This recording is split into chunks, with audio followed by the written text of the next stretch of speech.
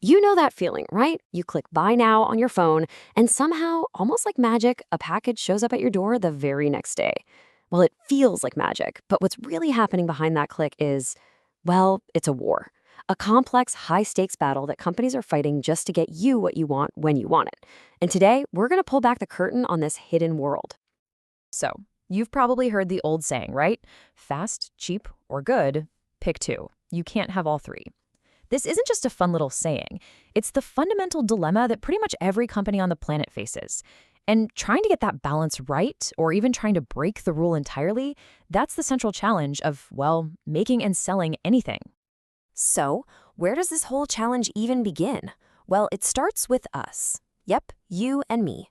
Our expectations as customers have basically become this massive, powerful engine that drives everything. I mean, think about it. We've been completely trained to expect it all. We want rock-bottom prices, but we also want top-notch quality.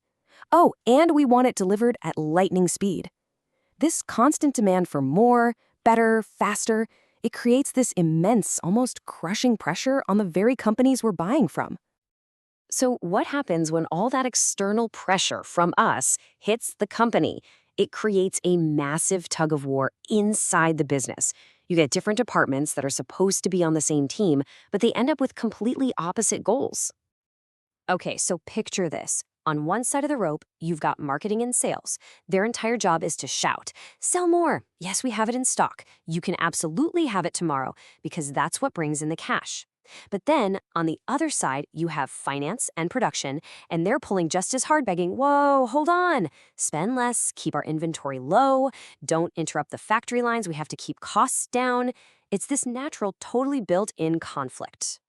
And this really shows you how deep that conflict goes. Marketing says, we need products ready to go right now, which means they want tons of inventory. But finance looks at that inventory and just sees dollar signs flying out the window, so they want as little inventory as possible. Meanwhile, production is trying to run these long, efficient batches to keep things cheap, but then sales comes running in needing to interrupt the whole process for one special customer. See? Everybody is pulling the company in a completely different direction. So how on earth does a company deal with this? How do they get everyone pulling in the same direction? Well, they have to make a really smart, really deliberate choice about how they're going to compete. How are they actually going to win your business? Okay, so first things first, they have to figure out their order qualifiers. The best way to think about this is it's the ticket to the game. These are the absolute non-negotiable minimums you need to even be considered. If you're selling a car, it has to meet basic safety standards. If you don't have these qualifiers, you're not even allowed in the stadium. You're not even in the running. But here's the thing, just having a ticket to the game doesn't mean you're going to win, right? To actually win, you need order winners. These are the special, unique things that make a customer look at all the options and point to your product and say, that one, that's the one I want. This is what actually seals the deal. This is your secret weapon. And this family car example makes it super clear, right? Basic safety features. That's an order qualifier. Of course it's safe. Every car on the lot has to be. But what about superior fuel efficiency? Now that could be an order winner for a family trying to save money on gas. Or for a different customer, maybe the order winner is the fact that you can get them the exact color they want in just 3 days, while everyone else takes 3 months. And that's the key takeaway here. What wins the order can be totally different depending on who the customer is and what they value most. All right, so let's say a company has its strategy locked down. They know their qualifiers, they know their winners. Great. Now comes the really, really hard part. Actually doing it. How do you execute on those promises through this massive, tangled, incredibly complex web we call the supply chain? You know, right at the heart of the entire supply chain puzzle is this one big challenge, inventory. And it's such a necessary evil, a real double-edged sword.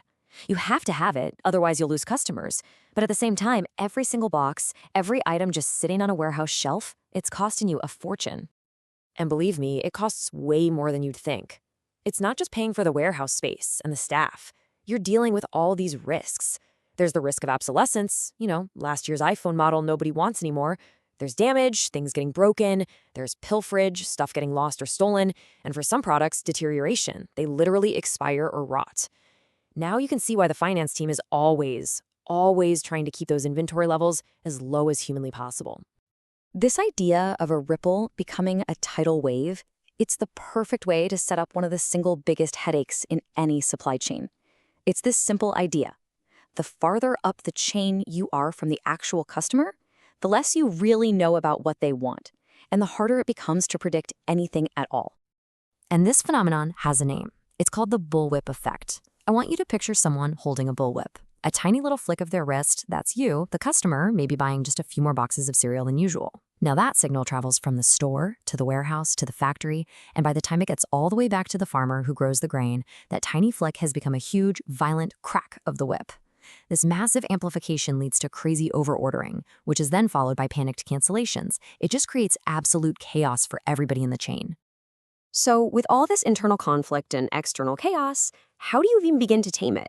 The answer, well, it's not a secret silver bullet. It's constant, relentless, data-driven improvement. It's not a one-time project you do. It has to be a permanent state of mind.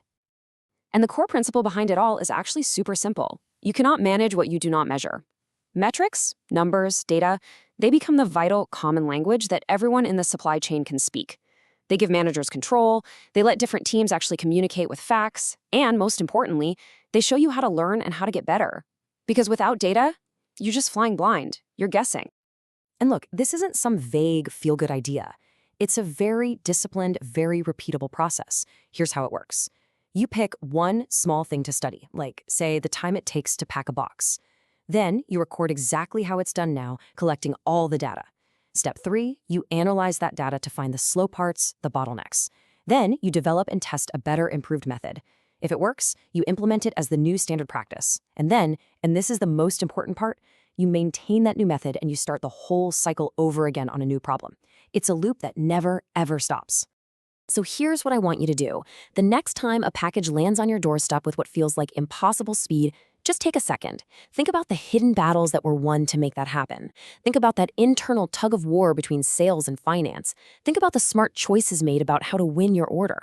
And think about that never-ending cycle of improvement that tamed a chaotic supply chain, all just to create that little moment of magic for you.